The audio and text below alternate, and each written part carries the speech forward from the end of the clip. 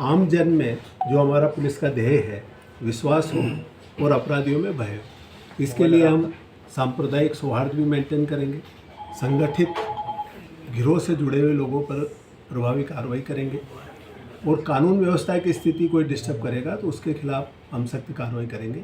और कोई भी व्यक्ति सहज रूप से पुलिस स्टेशन हो, चाहे पुलिस अधीक्षक कार्यालय हो, सीओ कार्यालय हो, एडिशनल एसपी ऑफिस हो, चाहे मेरा ऑफिस हो, बेझिझक हम लोगों से संवाद कर सके, अपनी समस्या हमारे सामने रख सके, ये मेरा प्रयास होगा। भीमगंज मंडी थाना जो बिल्कुल शांत इलाका था उसमें लगातार वारदातें बढ़ रही हैं और वहाँ पे फरियादियों की बात नहीं सुनी जा रही, इसको लेकर आपका किस तरह से कार्रवाई होगी? क्योंकि मैंने 2 ही दिन पहले ज्वाइन किया है और आपको पता ही थी कि एक दुखद घटना झालावाड़ हुई और सीधा ही मैं उदयपुर से आया और उधर चला गया था। अगर ऐसी कोई परिस्थिति होती है तो निश्चित रूप से हम देखेंगे और इस स्थिति को सुधारेंगे।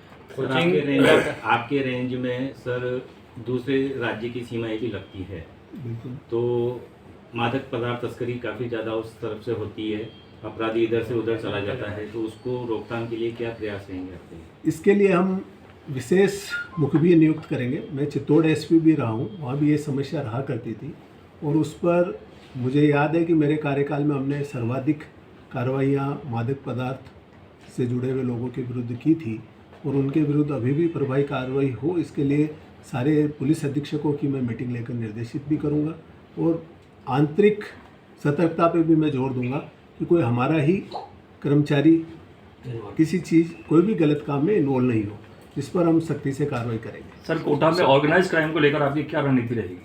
ऑर्गेनाइज्ड क्राइम के लिए मेरी ये मान्यता है कि अगर पुलिस सतर्क रहेगी तो किसी भी तरह के अपराध को रोका जा सकता है और उस पर हमारा पूरा प्रयास होगा। सर, चाकूबाजी भी कोटा में ट्रेंड चल रहा है, लगातार चाकूबाजी, अवैध हथियार भी बहुत आ रहे हैं सर बाहर से। चाकूबाजी तो ट्रेंड है। ये मुझे आज ही ऑफिस बैठा था तो ये बताया गया था कि यहाँ चाकूबाजी का चलन कुछ ज़्यादा है। इस संदर्भ में सभी थानाधिकारियों से, जैसा मैंने आपसे निवेदन किया था कि अभी मैंने यहाँ ज्वाइनिंग के बाद ज़्यादा संपर्क या राउंड नहीं ले पाया हूँ, उनसे संपर्क कर इस पर कैसे प्रभावी कार्रवाई कर सकते हैं हम इस पर चर्चा करेंगे। कल मैंने जिला कलेक्टर POC को भी बुलाया था, उनके साथ भी चर्चा की थी। अगर ऐसा कुछ लगा तो इस संदर्भ में जो आर्म्स एक्ट के तहत कार्रवाई हो सकती है और जिला कलेक्टर से अगर कोई अधिसूचना जारी करवानी होगी तो करके कार्रवाई करेंगे। सर, कोटा में कोचिंग स्टूडेंट सुसाइड कर रहे हैं सर ज़्यादा, तो रहती है सर, आत्महत्या रोकने के लिए क्या पुलिस के प्रयास रहेंगे? पहले भी प्रयास चल रहे हैं। ये बात सही है कि ऐसा अखबारों के माध्यम से, समाचार पत्रों के माध्यम से देखा जाता है। इस पर क्या किया जा सकता है, क्योंकि मैंने विधिवत रूप से तो आज ही कार्यालय में पदभार ग्रहण किया है, इस ओर हमारा बेहतरीन प्रयास ये रहेगा कि बच्चों को ऐसा माहौल मिले कि वो ऐसी घटनाएं नहीं करें, क्योंकि उसका दुख दर्द जो उनके परिवारजनों को भुगतना पड़ता है वो निश्चित रूप से बहुत ही दुखद होता है।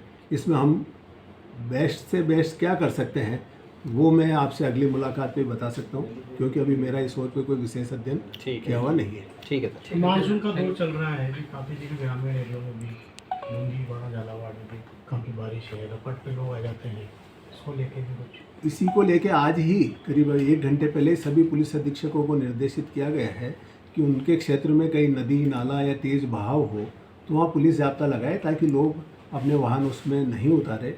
और इस संदर्भ में आप लोगों को भी निवेदन करना चाहूँगा कि जो प्रभाव आजकल आप लोगों का है सोशल मीडिया के माध्यम से, जनता भी इसमें सतर्क रहे।